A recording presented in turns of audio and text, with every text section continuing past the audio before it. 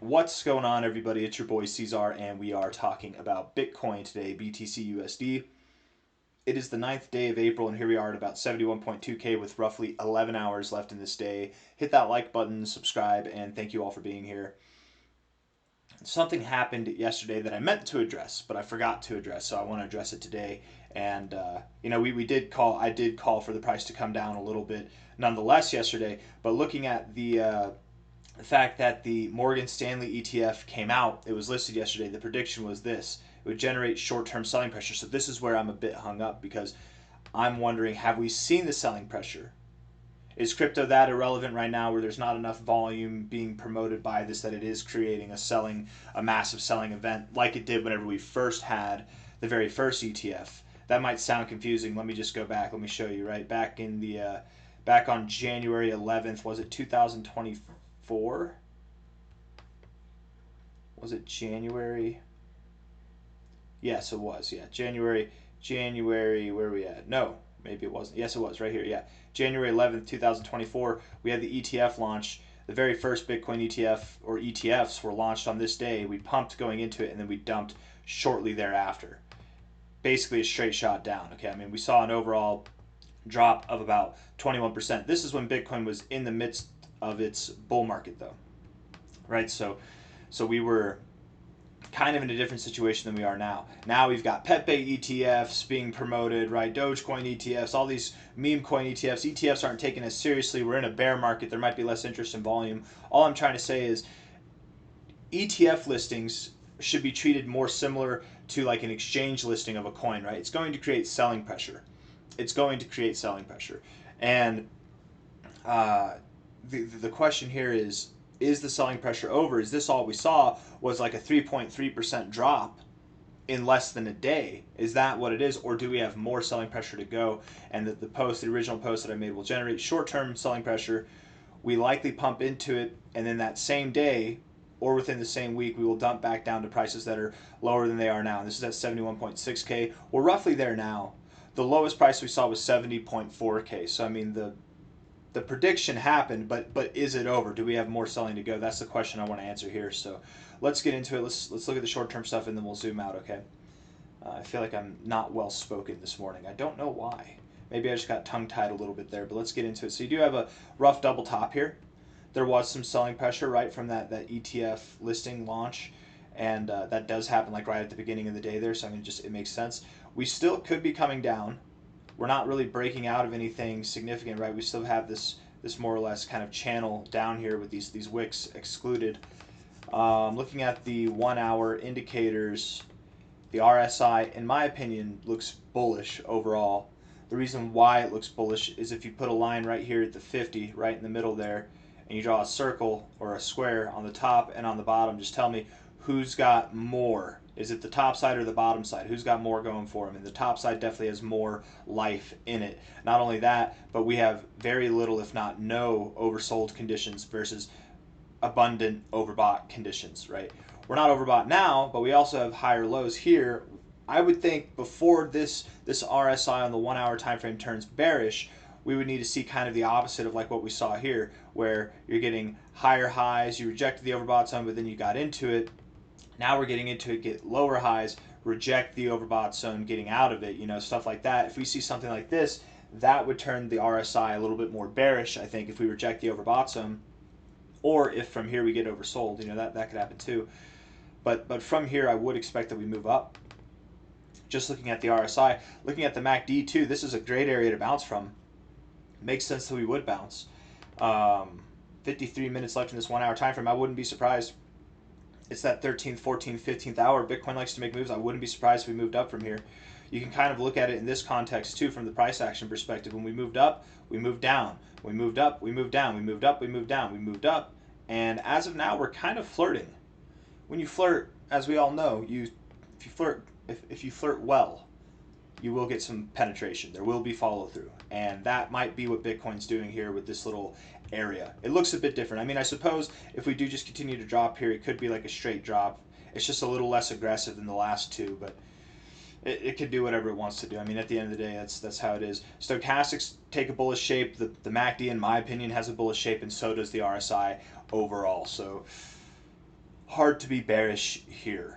4-hour time frame, at least on a 1-hour perspective. 4-hour time frame, this looks more and more like a bull flag. I mean, just looking at this here zoomed out, it looks like we're potentially generating a move that could take us up around these highs. Which originally, if you guys remember, when we flipped bullish, I forget where that was. It was after we crossed above 68.2K, so we would have flipped bullish here. Or got a daily close, maybe we flipped bullish here. The idea was we'd go above these highs, but not above these highs. And that idea is subject to change depending on what we do. Well, what we're doing here, I mean, it could be good enough, and the signals are good enough to continue not just higher, but maybe even to contest these highs.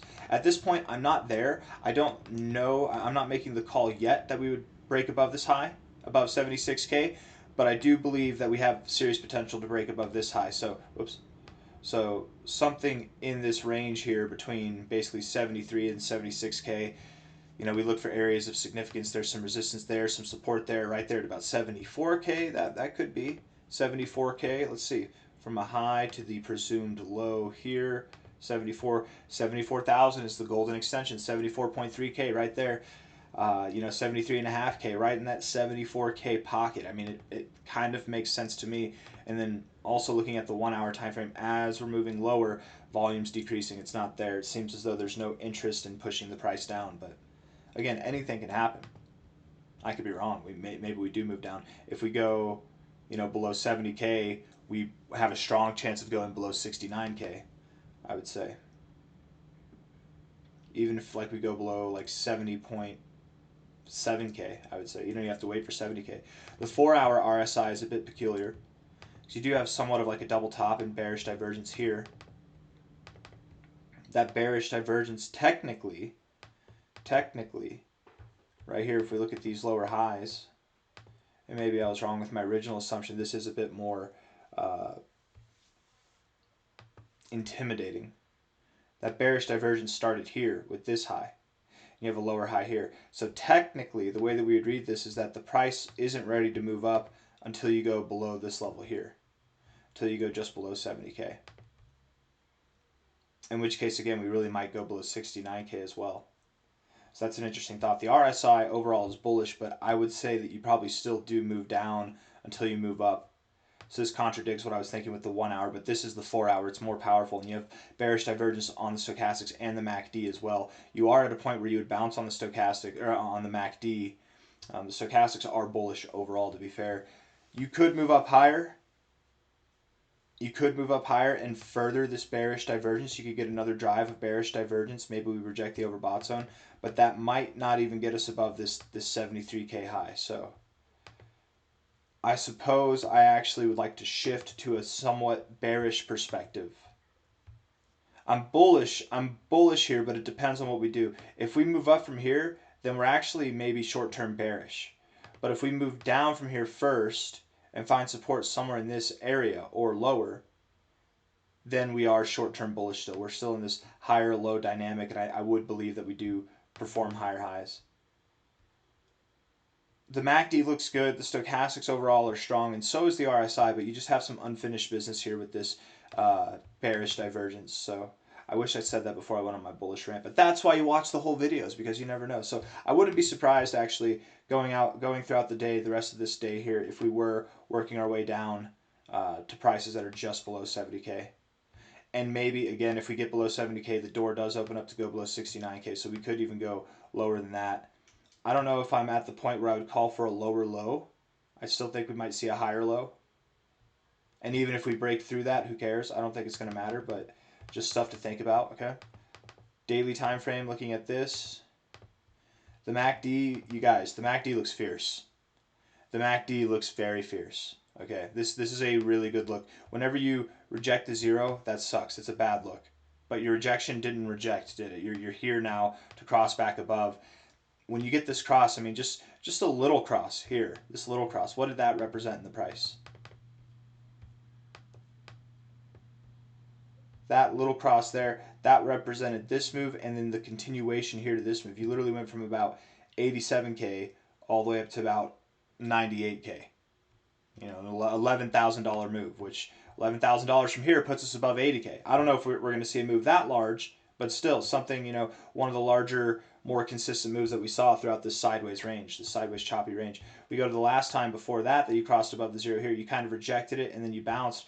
Look at the move. That sent us to all-time highs. We went from 108K to 126K in like a 1 week period, right? It's the time before that when we crossed below the zero. Look at the move down that it pushed, right? So I'm just saying these crosses are not to be taken lightly, especially on the daily time frame. Stochastics are getting overbought, which is nice. The RSI, it's like it wants to get overbought, but it's resilient. It's very resilient. It's having a hard time doing it. And it's no question as to why we're having a hard time getting overbought. We're in a bear market. So it makes sense that it's having a hard time getting overbought. But at this point in time, my genuine curiosity comes from from this kind of area. Are we going to go a little bit down and then up? Are we going to get another fake out high and then down? I would think it would actually be worse if we moved up back above like these levels and then moved down. I think that would really give us the potential to break out of this range and move lower, and in which case we will be calling for prices back down around 66K, maybe even lower. I think it would be more beneficial to see us go down, contest these highs, find support at prior resistance. We could even go, again, we can go below 69K and still be fine, but then come back up. I think we'd have enough momentum then to push past these levels and these levels here. The question would be, does this move stop between this high and between these highs? I think it would. Or does it go past these highs? That's not my expectation at the moment, but I'm open to it. I don't really have anything else to say.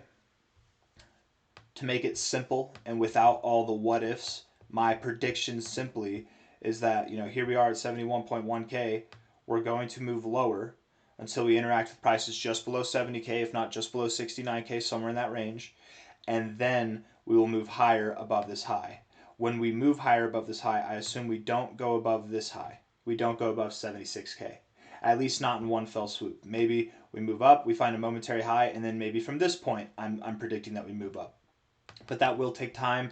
I would believe that prices above this high will come in next week at the earliest, if not at a later date. Personally, I'm assuming that we get above this high sometime in May, not this month of April, which would then imply that this next high could be the momentary high of this move overall, and then we start to retrace back. We're breaking out of this ascending low area. Oh no, we're going to go to zero, and then when people start to say that, that's whenever we start pumping up, and then who knows. Anyways, it's all just sideways stuff, man. We're just moving sideways. That's all it is. We're moving sideways until May, if not June, if not July. We're moving sideways. We've got a lot more time in this range, but this range is coming to an end. We're definitely reaching maturity. We're probably like close to 2/3 of the way through. Hit that like button, subscribe. Thank you all. Take care. Bye.